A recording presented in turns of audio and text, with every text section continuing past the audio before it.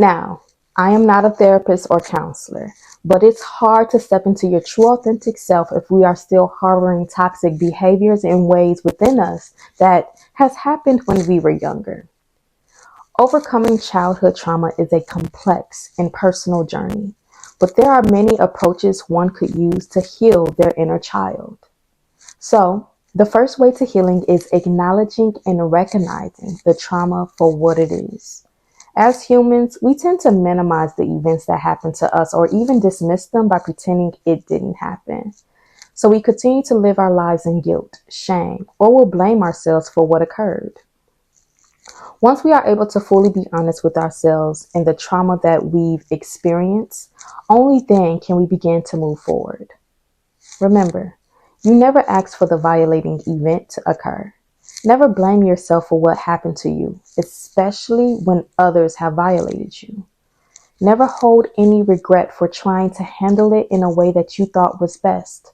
And never think that since you experienced something, then something must be wrong with you. Release any guilt, shame, blame, or regret that you still carry about the trauma because it was not your fault. You have to let that blame go or it will be difficult for you to move forward. If you struggle with letting these emotions go, practice self-forgiveness. I talked about forgiveness in the relationship part of the course. You can also express yourself and these feelings by journaling, talking to someone, or practicing mindful techniques. Remember, a shift in your perspective shifts your emotions. If how you are currently seeing the trauma makes you feel burdened, powerless, weak, then create another perspective about the situation.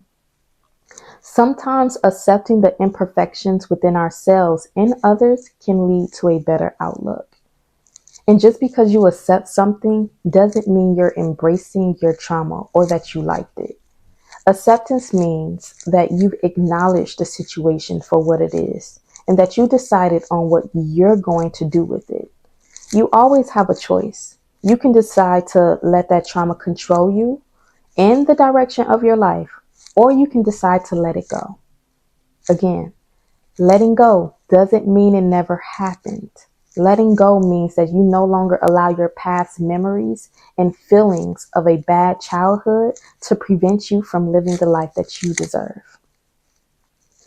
It is only then, when you begin to accept and let go, that you reclaim control over your life. With you recognizing how the past has been influencing your choices and decisions as an adult, it allows you to be more self-aware and mindful of how you move forward. So now we have the upper hand to choose differently, to act differently, because the trauma no longer controls our subconscious behavior. So we are able to be more intentional with the decisions we make and the steps we take as we move forward in our life, because past influences no longer control us. Now, the past may try to seep back into your present moment, so it's important to always be aware of how you are feeling and why you are feeling it. Continue to move forward and not allow the past to take you back in any way, shape, or form. When you feel the past is consuming you, you have to shift your perspective. Use positive affirmations like, I am safe now, or I am strong and capable to combat old negative beliefs. Also, recognize what you were thinking or feeling that caused the past thoughts and feelings to resurface. Try to improve your feelings by showing gratitude and appreciation for your present moment.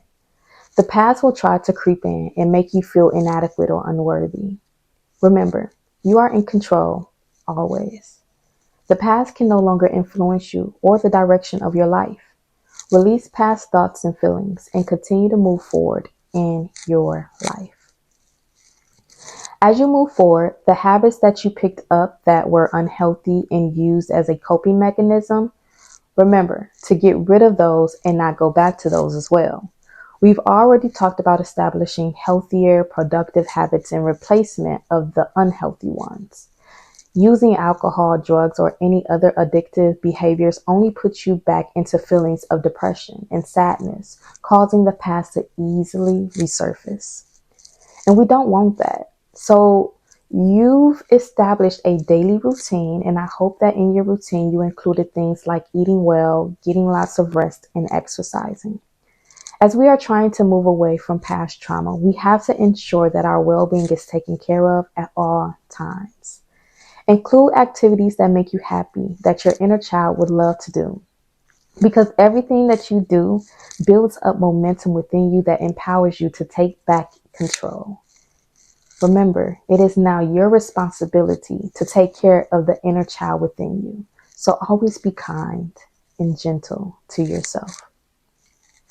Be patient with yourself, especially on the healing journey. The hurt you've experienced as a child caused you to have out of control emotions, feel hopelessness, formulate defense mechanisms, and distorted perceptions that can be difficult to let go of. Because this is all you've grown to know and operate out of. It will take some time to release the pain, but with your hard work and intentionality, it is possible. So be patient. Acknowledge the small wins and honor your progress and efforts. The fact that you are even trying is a major milestone that not a lot of people get to. So give yourself credit and don't be harsh. Surround yourself with people who love and support you. That makes you happy, where you could express yourself with no judgments. This could be a trusted family member, friend, or a counselor. And consider joining a support group for survivors of childhood trauma. Sometimes it's nice to be able to talk out what you've experienced when you were younger so that you can move forward from it. If you don't have anyone, I always wrote in my journal or expressed it in a creative way, like writing a song or poem. Expressing the hurt and pain outwardly in some way helps with the release. Now, forgive me, but I am going to have you review the forgiveness part of the course.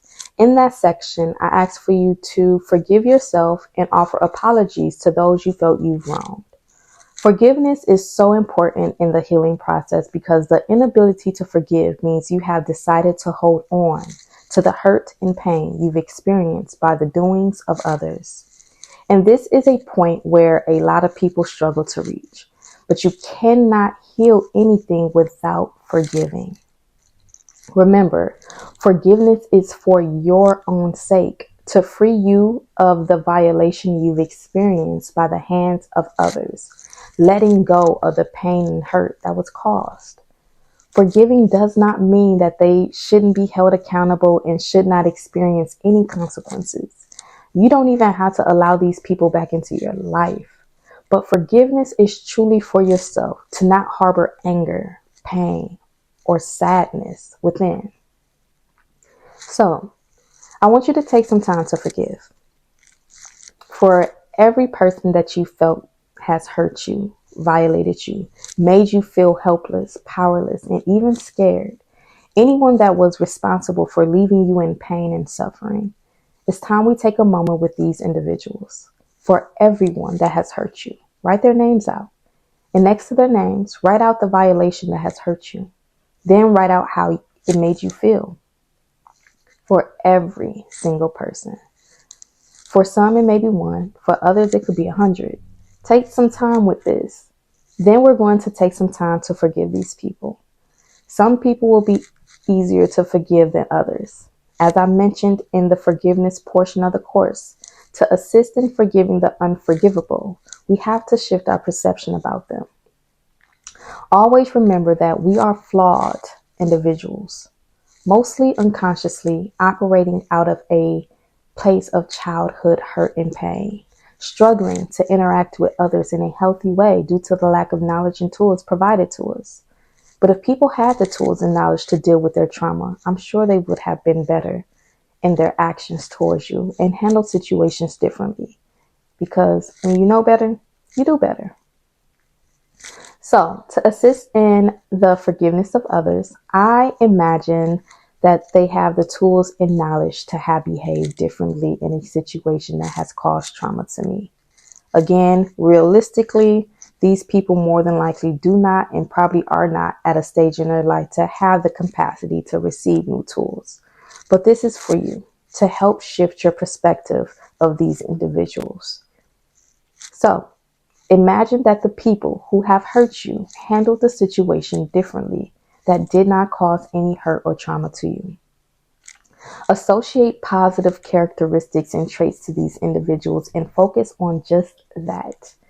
As you imagine these individuals handling the situation better, you should begin to feel better. Again, that's only if you are focusing on your imagined positives that you have given them and not the actual event that negatively affected you. The power is in your perception and it creates worlds. Remember that, whether it's true or not. We have to focus our attention on the things that will help alleviate any pain or hurt caused to assist in the release. Now, for each person, write down some positive traits or characteristics about the individual, or maybe a positive experience that you had with the person.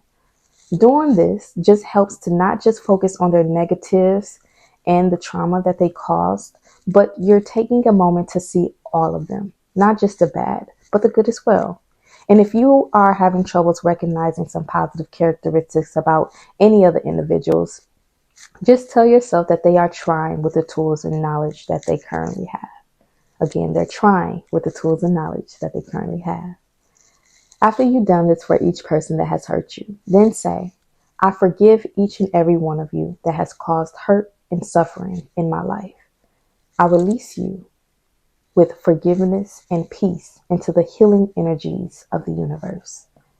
I free myself from the pain and hurt each one of you have caused, so I may live my life empowered and liberated and in control at all times.